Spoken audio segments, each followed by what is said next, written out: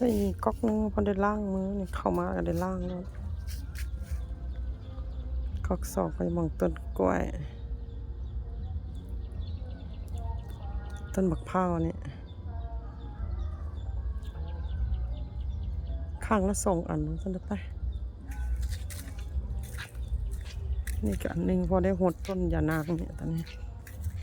หดยานางมาเนี่ยอันนี้อันนึงอันนี้อีกอันนึงอันนี้2อันนี้1มองนี้2มองกอไผ่มองอ้อยแล้วมองอ้อยหรือว่ามองนี่นี่อ้อยตัวนี้อ้อยตัวนี้น้อยนี่